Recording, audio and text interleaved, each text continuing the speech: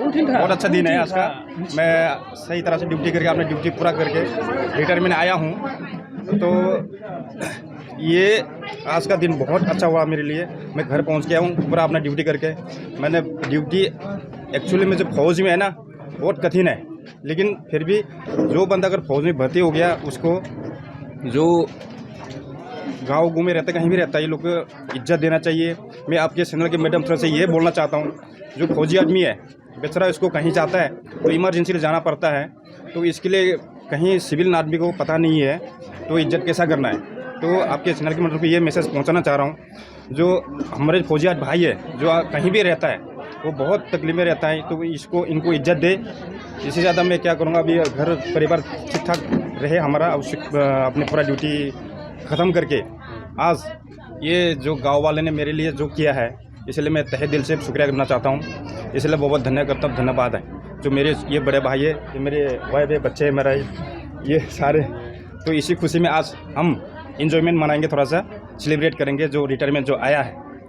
Thank you, धन्यवाद। अब क्या फौज में 24 साल 24 महीना नौकरी करके आया हूँ। तो फिलहाल मैं जो यहाँ से रिटायरमेंट आया हूँ तो वहाँ जम्मू कश्मीर से आया हूँ, अखनूर में है हमारा जो यूनिट लोकेशन है। तो वहाँ से हम डायरेक्ट यहाँ से रिटायर होके सीधा अखनूर के इधर ही पहुँच गया हूँ घर। आपको ज्वाइन में 2002 6 अप्रैल को हुआ था। तो इसी ट्रेनिंग करके हमने 2 साल ट्रेनिंग किया सेंटर में। ट्रेनिंग करने के बाद हम फिर हमारा यूनिट होता है, यूनिट में चला गया था। तो यूनिट से लगातार हमने JNK में रहा, ज़्यादातर मैं हाइल्टी में रहा, नौकरी किया हूँ। ग्लेशियर में भी नौकरी किया है, अरुणाचल में भी किया है। ज़्यादातर मेरा नौकरी है हाइल्टी में ही है। तो मैं ज़्यादा नहीं कहना चाहूँगा, जो भी ड्यूटी किया है अपनी ईमानदारी से तहे दिल से मैंने नौकरी ईमानदारी से किया था। तो इसलिए मैं बहुत अपने आप को प्राउड फील करता हूँ।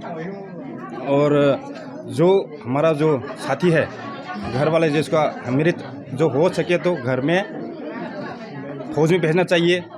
तो फौज में भेजने से क्या है ना, बच्चे को थोड़ा सीख मिलता है और थोड़ा सा मतलब इसको एक्सपीरियंस बढ़ जाता है इनका।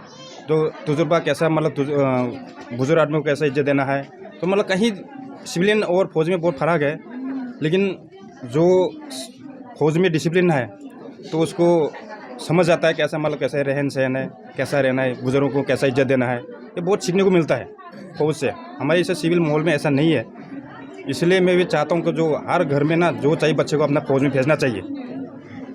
यही कहना चाहता हूँ। आज आपको पूरा गाँव कैसे मेरे को बहुत खुशी हुआ है, प्राउड फील किया है। मेरे लिए मतलब इतना सोचा है मेरे लिए, मैं इतना काबिल, मतलब अपने को प्राउड फील रहा हूँ, इतना काबिल हूँ। काबिल ने मेरे लिए इतना किया है, तो इसीलिए तहे दिल से मैं और दोबारा शुक्रिया अदा करना चाहता हूँ काबिल को। बहुत थैंक यू, धन्यवाद।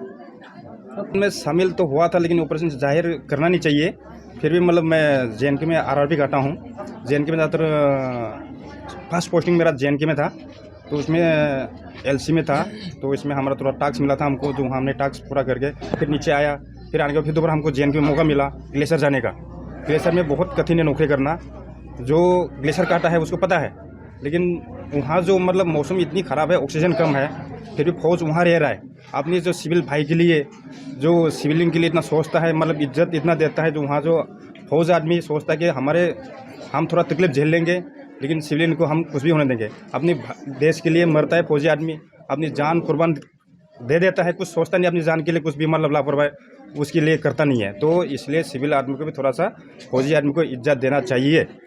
ये मैं चाह रहा हूँ। आज मतलब जो हमने दुख झेला है, जो सफ़र में इधर उधर जाने में, कोई मतलब ऐसा समझता है कि मतलब कोई दूसरे देशों में जाता है तो हम देखता है तो जो फौजी आदमी को कितना इज्जत मिलता है, लेकिन हमारे देश में ऐसा कुछ नहीं है। आपके चैनल के माध्यम से ये दोबारा मैसेज पहुंचना चाह रहा हूँ। ये प्लीज़ जो भी देखेगा, जो चैनल को, थोड़ा सा फौजी आदमी की इज्जत दीजिए। फौजी आदमी भी बहुत मतलब नरम आदमी का होता है, नरम दिल का होता है। वो भी थोड़ा प्यार ढूंढता है, प्यार चाहता है वो भी, लेकिन कोई समझता नहीं फौजी आदमी को।